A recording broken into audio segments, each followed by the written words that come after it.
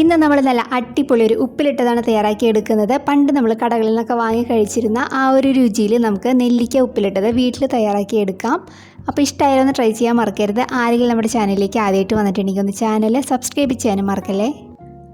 അപ്പോൾ നമുക്ക് നെല്ലിക്ക ഉപ്പിലിട്ട തയ്യാറാക്കി എടുക്കാൻ വേണ്ടിയിട്ട് ഞാനിവിടെ ഒരു 10 നെല്ലിക്കയാണ് നന്നായിട്ട് കഴുകി തുടച്ചെടുത്ത് വെച്ചിരിക്കുന്നത്. ഇതിന് നമുക്കൊരു കത്തി വെച്ചിട്ട് ഇതേപോലെ ഒന്ന് വരഞ്ഞ് കൊടുക്കാം.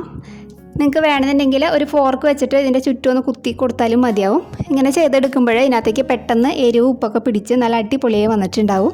അപ്പോൾ അതിന് വേണ്ടിയിട്ടാണ്.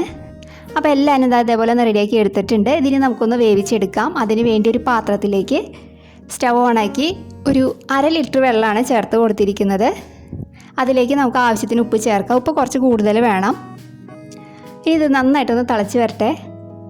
അപ്പോൾ അതവിടെ നന്നായിട്ട് വെള്ളം തിളച്ച് വരുന്നുണ്ട്. ഈ സമയത്ത് നമ്മൾ എടുത്തു വെച്ചിരിക്കുന്ന നെല്ലിക്കകൾ അതിനകത്തേക്ക് ഇട്ട് കൊടുക്കാം. എന്നതിന് ശേഷം ഹൈ ഫ്ലെയിമിൽ ഒരു 2 മിനിറ്റ് ഒന്ന് തിളപ്പിച്ചെടുക്കാം. ഒത്തിരി സമയമായിട്ട് തിളപ്പിക്കരുത്, അപ്പോൾ നെല്ലിക്ക മുഴുവൻ അലന്ന് പോകും. അപ്പോൾ ഒരു 2 മിനിറ്റൊക്കെ ഒന്ന് ചൂടാക്കി എടുത്താൽ മതി.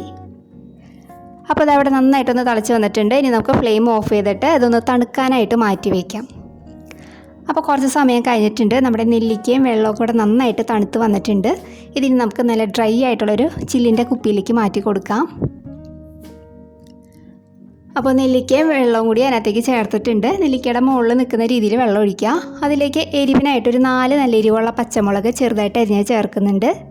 എന്നതിന് ശേഷം നമുക്കിത് കുപ്പി അടച്ച് വയ്ക്കാം. നിങ്ങൾക്ക് വേണമെന്നുണ്ടെങ്കിൽ ഇത് പിറ്റേ ദിവസം തുടങ്ങിയിട്ട് ഉപയോഗിക്കാം. പക്ഷേ ഒരു 2 ദിവസം വയ്ക്കുകയാണെന്നുണ്ടെങ്കിൽ ശരിക്കും നന്നായിട്ട് ആ ഉപ്പും എരിവൊക്കെ പിടിച്ചിട്ടുണ്ടാവും.